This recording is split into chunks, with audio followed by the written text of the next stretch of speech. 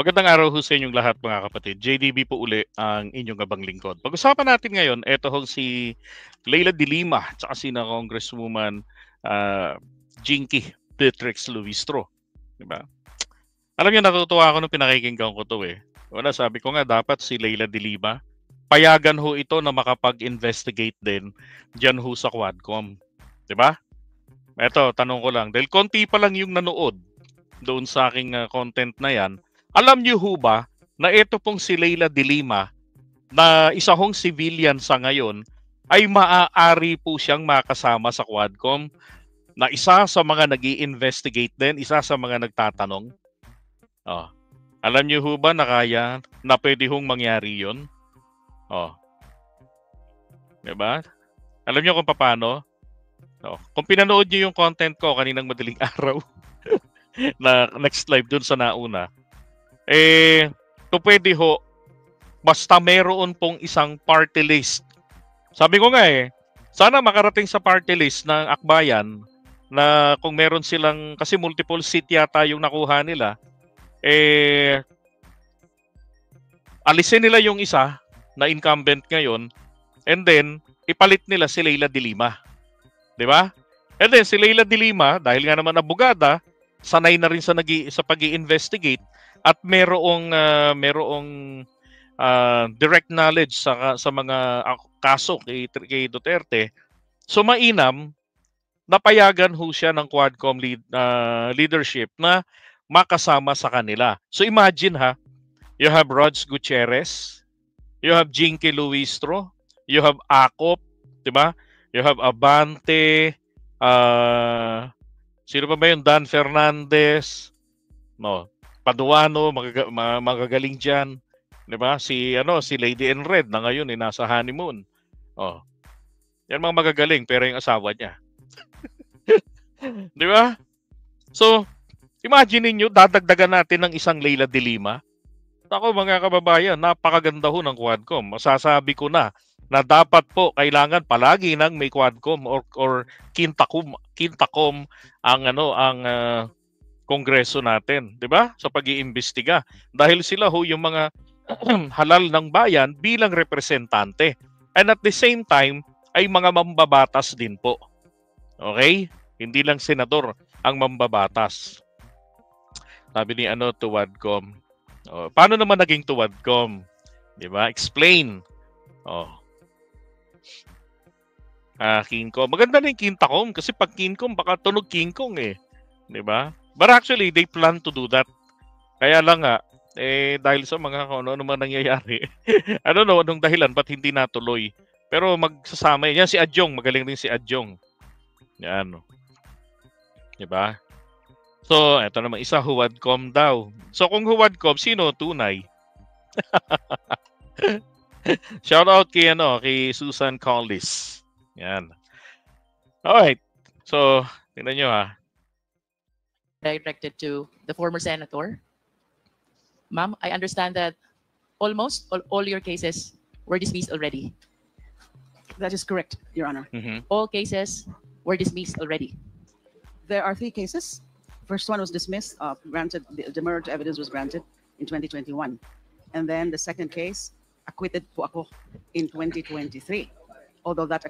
Okay, yung demurrer na binabanggit, familiar po kasi dyan si Jinky Luistro Yan. Kasi yan yung ginamit ho ni Jinky Luistro para ho matapos ang gawa-gawang kaso ng rape na isinampa laban sa asawa niya. Yan, 2 kaso yun na ginawa laban sa asawa niya. O, hindi nga maipakita kung sino yung witness. Yung complainant, yung address, unverifiable yung address. Inimbestigahan ko na rin yung address. Diyos ko, sa Lipa City, unverifiable, nowhere to be found. Tapos yung babae, yung complaint mismo, wala man lang isinabmit na medical legal na talaga nga pong may nangyaring gagahasa.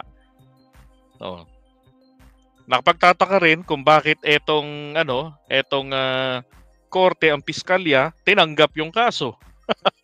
So, ibig sabihin, somebody na may malakas na kapit ang nagsampa ng kaso na yon na nakalaban po ni Mayor Noel Luistro ng Mabini, Batangas. Buti na lang, magaling na abogada at debater, law professor, si Jinky Luistro. Natapos yung kaso agad-agad.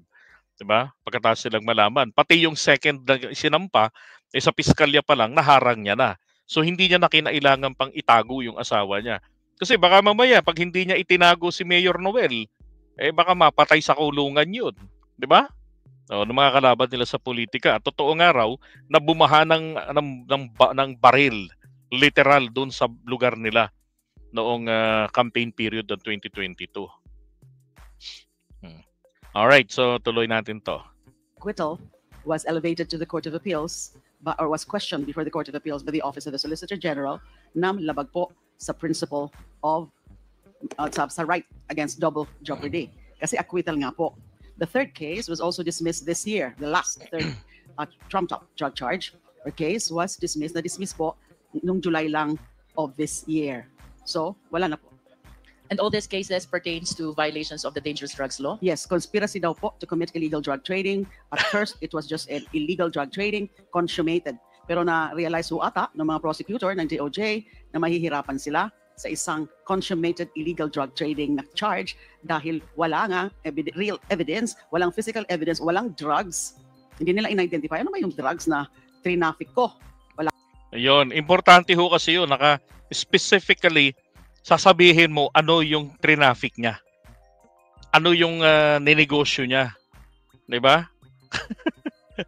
Kaya nga halatang gawa-gawa lang yung kasong isinampa kay De Lima. At saka hindi rin naman po tanga yung mga judges na 'di ba ganun-ganun na lang. Takot lang sila noon na magsalita. No, na magbitiw ng desisyon dahil baka mamaya alam niyo na. 'Di ba? Ipadisbar sila. Oh. Kaya nangyari ito, magal yung kaso.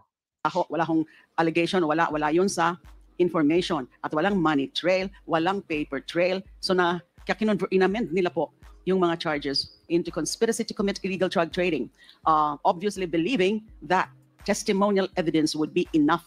But as it turned out, hindi. Kaya nga po, na-dismiss yung tatlong kaso kasi nag-rely lang dun sa mga laway ng mga perjured witnesses na mostly believed convicts. I remember, ma'am. Isipin niyo yun, believed convicts gagamitin ng mga testigo. Saan po huling ginamit yan? Sa kaso po ng kay Percy Lapid laban kay Bantag. 'Di ba? Mga believed convicts din.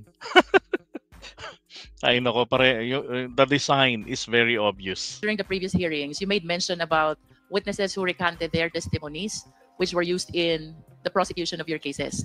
And if I may add, that includes now Colonel Espinido, who in one of our hearings likewise recanted his testimonies. Can you please enlighten us? Sino po ba itong mga testigong ito na ginamit sa kaso nyo who eventually recanted their statements? Yes, Your Honor. Yung pagkabanggit niyo po kay Colonel Espinido at kay Kerwin Espinosa, opo, narinig po natin, narinig yung kanilang mga akusasyon sa akin. Pero sila po, hindi po sila ginawang witnesses in any of my 3 cases. Doon sa mga 3 cases, ang mga ginawa nilang witnesses are mostly yung mga believed convicts. Now, some of them nag-retract. And then including din yung former OIC of Bucor and former NBI Deputy Speaker, NBI Deputy Director Rafael Ragos na nag-recant din po. And that is why na-acquit po ako doon sa second case. Kasi yung si Ragos lang po ang talagang key witness. Kung naniwala sila kay Ragos na nag-deliver siya ng pera sa bahay ko, baka nga hindi ako ma-acquit. Although, hindi rin po yun malinaw. Yung kwento na yun na nagdala siya ng pera on 2 occasions sa aking bahay. Now, yung recantation. So, nag-recant si Ragos, nag-recant sa kaso na yan. And then, meron hong dalawa. I cannot recall the names of the believed inmates. Nag-recant sila in open court.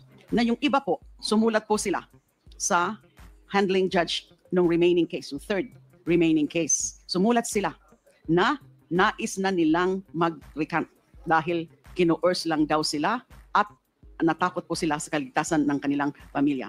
Kahit po ganun, sumulat sila diretso sa handling judge na magre-recant na sila.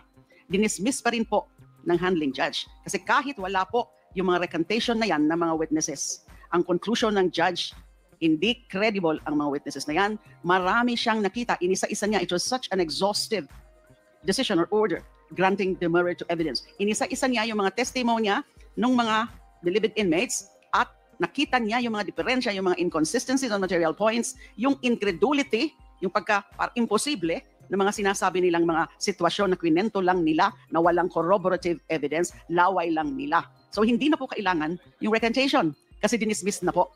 Kakailanganin namin ng recantation sa panig ko, sa panig ng aking mga abogado. Kakailanganin namin yung mga recantation dun sa isasampa naming mga kaso against doon sa mga may kinalaman, may role, may hand doon sa pagfa-fabricate ng mga ebidensya, pagfa-fabricate ng kaso against me.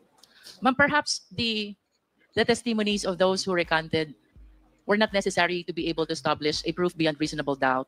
But I humbly submit that somehow it was utilized to be able to establish probable cause for the purpose of filing those cases against you, which are all no bail cases Yes, Your Honor. that cost you incarceration for 7 years, ma'am. Almost 7 years, 6 months, 6 years, 8 months, and 21 days, or a total of 2,454 days. And I could imagine the immeasurable agony, the ordeal that you went through. Kanina po, ma'am, may binanggit kayo. These witnesses are being cursed. Okay. So, yung sa unang-unang part na sinabi niya kanina. So, merong mga witnesses daw na ginamit, 'di ba? Umuo siya kay Jinky na yun bang mga witnesses na to na yung mga sumulat sa korte para bawiin yung kanilang mga testimonya pero hindi na po pinakinggan pa ng korte yung sulat nila. Kumbaga, hindi na po ni-require ng korte na ibigay niyo yung recantation ninyo. Kasi ginawa rito ni De Lima, ang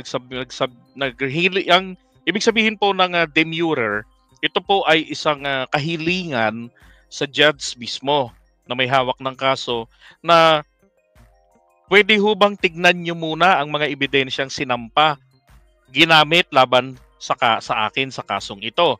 Sapat ba yung mga ebidensya na yan para ako ay makonvict? Kasi kapag hindi po sapat, ibig sabihin, dapat ibasura ng judge yung kaso. Okay? Hindi po dumaan sa battle talaga ng abogado sa abogado, hindi. Mismong yung ebidensya ang tinira ni De Lima. Kaya, yung sabi niya, yung judge, inisa-isa niya, it was a very exhausted na effort ng judge. Siyempre, may motion for demurrer. So talagang kailangan ni judge magtrabaho, reviewin isa-isa. At doon nakita niya nga, walang drugs, hindi nga ma-identify, diba? Basta salita lamang. Tapos walang credibility yung kanilang kinuhang mga testigo doon sa mga taga-bilibid. Na kahit na yun ay makasuhan mo at mahatulan, baliwala sa kanila dahil yung mga taong yun, ang binubuno po nilang sentensya, mga habang buhay. Diba, naalala niyo yung mga kaso yung kaso laban kay Bantag? Yung sa pagpatay kay Percy Lapid. Ano nangyari doon? Hindi ba may mga taga-bilibid rin na mga umamin na kami ganito, ganyan-ganyan, tapos kinasuhan sila dahil sa pag-amin nila. Ano nangyari? May nahatulan ng 8 years, nakangiti pa Bakit? Diba? Ay, gandang hapon, Papa Mel. TV. Isa sa mga pro-government vlogger. Yan, shoutout sa iyo, Brad. So, wala tuloy ako.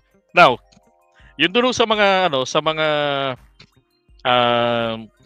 ebidensya na pakita ng judge, wala talagang dahilan para na-determine ang probable cause nito. Ibig sabihin, from the very beginning, dapat ang desisyon ni piskal ay ibasura ito due to lack of probable cause. Kaya hindi na hiningi ni judge yung recantation ng mga statements ng mga witnesses na ginamit laban sa kanya para maipasok ang kaso sa piskalya at makarating pa ng korte. So ganun po kawalang kwenta ang level ng kasong isinampa laban kay De Lima. Okay? Yun. You know who is the person cursing these witnesses? Yung sinabi po ni Rafael Ragos, former NBI Deputy Director and Bucor OIC, yung dati po daw na Justice Secretary, Vitaliano Aguirre, at iba pa. Now, hindi pa po namin alam kung sino-sino yung iba pa. May mga ideas kami, pero kailangan namin talaga na manggaling dun sa mga witnesses na yon para ituro na nila kung sino yung mga trumabaho sa kanila, yung mga kumausap sa kanila, yung mga pumilit sa kanila, yung mga nagbigay ng kung ano-ano mga promises sa kanila para mag-testify falsely against me. Yun po ang gusto rin naming malaman. Although meron na po kami mga nakalap na mga pangalan, pero kailangan ho namin talaga na manggaling mismo yon dun sa mga testigo na nag-recant. Considering, ma'am, what you believe is the extreme injustice that it cost you, not to mention the... Okay, cut ko muna. Sabi ni Susan Collis, bakit siya nagtagal sa kulungan? Unang-una, hinaharang ng Department of Justice yung mga recantation. At pinagbabantaan pa nilang kakasuhan ng perjury yung mga bumabawi na ng kanilang testimonya. Okay? Kaya nga, nang matanggal na sa pwesto si Duterte at ang pumalit si PBBM, ang hinihingi po ng kampo ni De Lima ay simple lang. Wag, sabi niya, in public yan, sabi niya, Mr. President, hindi ho ako humihingi sa inyo ng special treatment o ano paman na makialam kayo sa kaso ko. Ang hinihingi ko lamang, pakisabihan naman ang Department of Justice sa ilalim nyo ngayon na huwag nilang pipigilan, huwag nilang pakikialaman yung mga bumabawi na ng kanilang testimonya laban sa akin. Kaya siya nagtagal. Kasi ang DOJ dati ni Duterte ang humaharang at nang haharas literal, legally sa mga nagre-recant. Okay? So kaya po nagtagal. Alright? the damage it caused to your name and reputation. I would anticipate that you have gone through a lot of reading already in finding the possible remedies and actions to be taken in order to repair, restore what needs to be restored. Can you please enlighten us, ma'am? Ano pong courses of action po ba ang iniisip nyo? Both criminal and civil. Civil Oh. for damages. You know, a lot of damages have been caused on my person and on my honor, on my reputation. It's in fact not capable of pecuniary estimation. Whether there's got to be an amount. Although hindi naman po talaga ako interesado sa pera, pero kung isa yan sa paraan para talaga lalo akong ma-vindicate, magpa-file ko kami ng civil civil case for damages. Sa criminal cases naman, yung iba pong mga iniisip namin ay yung subornation of perjury dahil pinilit sila. Sinungaling nila under oath. So these witnesses or these believed witnesses, they perjured. So they could be liable for perjury. And yung mga nag-udyok sa kanila, kumausap sa kanila, kasama na doon si former Justice Secretary Vitaliano Aguirre, subornation of perjury, malinaw po para sa amin. And then illegal machinations, grave coercion, yung kwento ni Kerwin Espinosa na pinilit lang ng dating PNP chief and now Senator Bato de la Rosa. That Yari ka Bato de la Rosa at saka si Vitaliano Aguirre. is grave coercion. So naghahanap pa po ng iba. Kasi sa tingin namin, kulang yun eh. Kulang yung mga ganong causes of action, ma'am, Your Honor. To really, vindicate me. Because I was so wronged na inimbento nila yung mga akusasyon. Binasya ko ng gusto. Minsan napakabastos ng mga sinasabi nila. Can you imagine po, Your Honor, you are also a mother. Kapitado. Yung mga anak ko, yung mga kapatid ko, yung pamilya ko. Buti na lang yung aking ina, ailing mother, bedridden already, and now 92 years old. Hindi niya po nalaman kung ano ang nangyari sa akin kasi yun po ang gusto ng aking mga kapatid. Huwag na lang natin sasabihin sa mami dahil nga baka lumala yung kanyang kondisyon. The mental anxiety, the anguish, the agony that a mother would feel knowing that her eldest daughter is in jail. So ganun po. Ang hirap sabi ko nga mag-research kayo ng mga foreign jurisprudence. Baka pwedeng meron pa tayong makita. Mas malakas. Kasi syempre sa atin, a crime is only a crime if the law says so. Okay. Kasi yung bigat ho ng pinagdaanan ni Leila de Lima at yung panganib na siya po ay mabulok sa bilangguan kumpara sa kaso na pwede niyang isampa at parusa, wala po sa kalingkingan. Kumbaga, mahina ang kaso na maisasampa niya laban kay Duterte. Ngingitian lang ni Duterte yon. Kaya kailangan, sabi niya nga, magsampa na rin kami ng civil case, yung pera, bayad-bayad for damages. Although, ang civil naman po, ito naman po ay Pag nagsampa ka ng kasong kriminal, automatic yan, may civil ano po yan aspect kapag criminal cases. So may magbabayad rin po ng may compensation din doon na malaki. Okay, so madaling salita, hindi po kinakailangan magsampa ng separate na kaso. Kasi nandun po yan nakapaloob. Kaya kailangan, sabi niya, doon sa kanyang legal team, ito yung nuggets ko rito. Pinaghahandaan po talaga nga ni De Lima na ang pagsasampa ng solidong kaso kina Duterte, kay Vitaliano Aguirre, at dito po kay Senator Bato de la Rosa. Yung kaso ho na wala silang kawala, na kung saan on the part of Bato de la Rosa ay meron pong involvement ng moral turpitude para meron siyang perpetual disqualification from holding public office. Tapos mahaba-haba ring taon ng pagkakakulong. Yun ang hinahangad dito ni Leila de Lima. Yung mga tipong mga 6 years, yung mga ganon, mga pumantay man lang sa pinagdaanan niya. Ganon. Okay? Yari kayo. At posible ho yun na makamit yan ni Leila de Lima. Kasi maliwanag na maliwanag. Nag-atrasan yung mga tao. Kailangan ni de Lima rito na magamit ngayon yung mga recantation statements nung mga dating akusado na yung mga convicts na ginamit para siya po ay idiin. Lahat ng mga nag-recant, kailangan niya yung kanilang mga statements.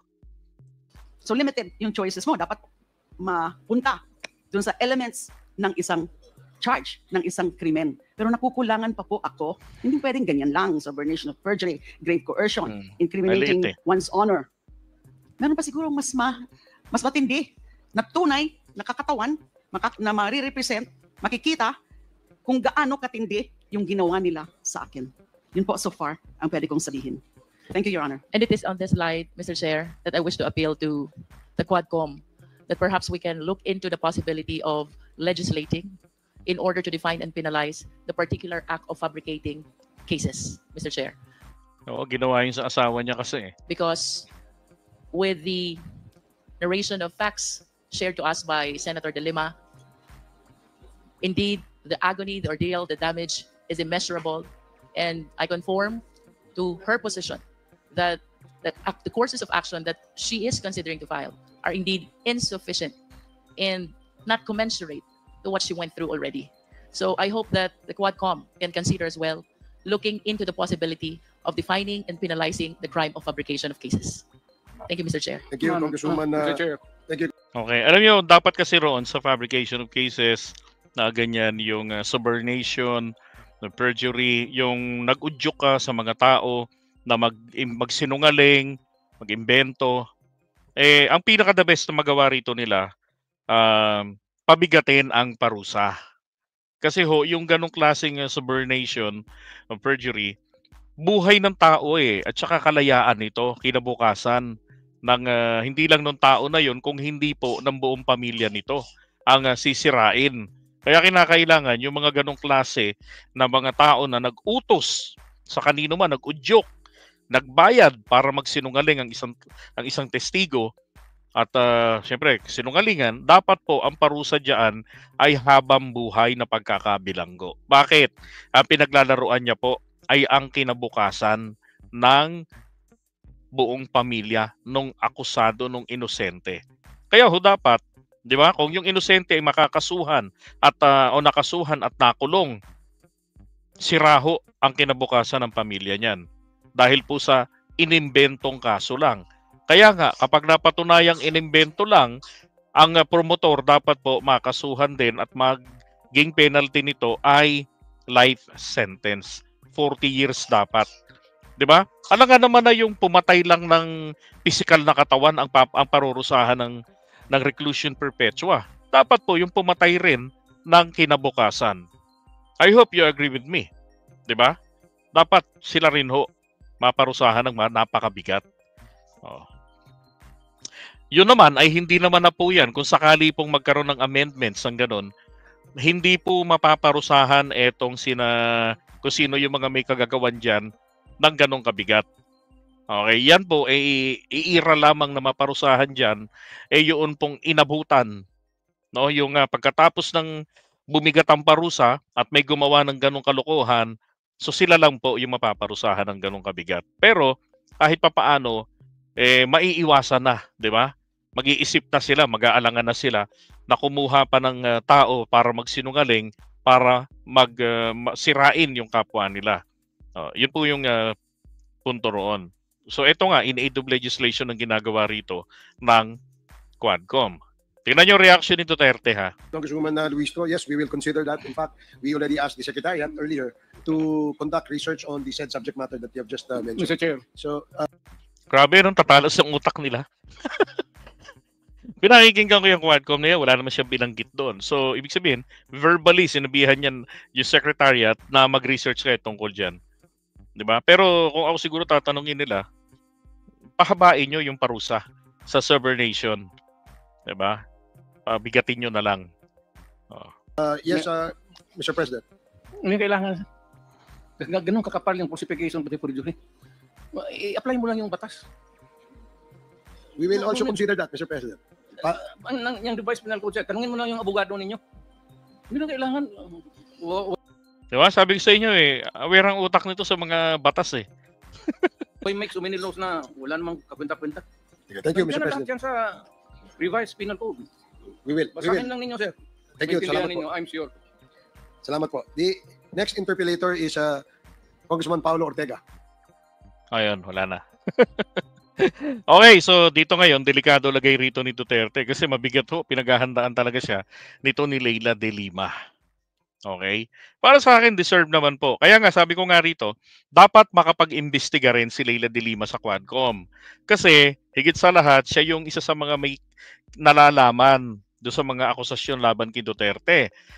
Inimbestigahan niya yan. Di ba, meron ng isang nabalita. Kung naaalala ninyo, natanong dyan si Duterte, I forgot kung sino yung nagtanong kung kilala nyo ba yung Laod? Kilala nyo ba si Laod? Yung former police officer alam nyo ba yung Laod firing range? Sabi niya, alam ko yun. Doon ako nagpa-practice bumaril para tumepok ng tao. Di ba? Nakalimutan ko sino yung babaeng nagtanong nun kung si Brosas ba yun. Alam nyo po ba yung Laod farm, quarry? Kasi po yung Laod quarry na yun, yung si Laod ay kaibigan po ni Duterte. Yung Laod Farm ay pag-aari nito ni Mr. Laod. At yung significance nito, ewan ko sino yung nagkwento nun, sabi, pinatutumba raw ni Duterte etong si Leila de Lima. Ang mangyayari, supposedly, ambush doon sa Laod Quarry. Ayaw lang ni Laod, Mr. Laod. Kasi sabi niya, kami agad ang magiging primary suspect dyan. Ayaw niya, kaya hindi siya pumayag. So, next option was si Luistro, okay. Next option doon, through sniper. Diba? Kaya lang, hindi umubra yung sniper kasi malalaki yung mga puno doon sa hotel. Tsaka siguro, sumasayaw ng 8-8 yung mga puno. So, malaki ang possibility na hindi tumama yung bala kay de Lima at mabulilyaso, matukoy pa ang location ng sniper. Yon. 'Di ba? Yun sila Cañas nga nagkwento noon doon sa Laod Quarry, yung Laod Quarry at kung paano ipapapatay si de Lima. 'Di ba? Yun, si Beatrix pala yun. Siguro kumakain ako niyan. O nasa toilet ako niyan, narinig ko yan. Okay, nako. Good luck. dito sa Three Stooges kay dating Pangulong Duterte, kay Bato de la Rosa, kabahan ka talaga, 'di ba? Tsaka rito siguro kay Vitaliano Aguirre. Tingin ko tinitsempohan na lamang nito kung kakailanganin pa ba nila na magsampa ng kaso dito sa Pilipinas. Okay? Now, sabihin ko na sa inyo to. Bakit matagal mag-file ang kaso? Gusto ko kasi nila mangyari si Duterte ay matupad yung kanyang yung last will niya. 'Di ba? Ang isa sa mga last will ni Duterte, ayon diyan sa kanyang sinabi sa Quadcom, ay makapunta siya sa The Hague. Puntahan niya ang ICC. Ngayon, kapag nandun na siya sa ICC at inaresto doon, So ang gagawin po rito nila De Lima, magsasampa ho sila ng kaso rito sa Pilipinas. Okay? Yung mga kaso niya laban sa kay Duterte dahil sa pinagagawa sa kanya. Now, in case na makalaya si Duterte, sabihin natin na absuelto, 'di ba? Na absuelto siya sa kaso. Ay o kaya naman yung kaanak ng mga biktima nagsampa na ng kaso rito sa atin sa korte. Then mapapabalik si Duterte rito sa Pilipinas dahil nga po sa principle of complementarity, 'di ba? Yung complementarity, yung pagkilala ng ICC sa local courts ng isang bansa na duminig ng mga kaso na meron silang jurisdiction din. Okay? So hintayin lang nila kasi kapag nauna etong si De Lima, baka po pwede pang magamit nilang dahilan yan na oy, may pending case na si Digong.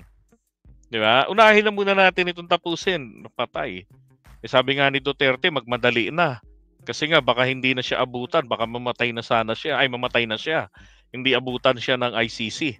Hindi siya maimbestigahan. Oh. 'Di ba? All right. Okay, so iwan na natin 'to.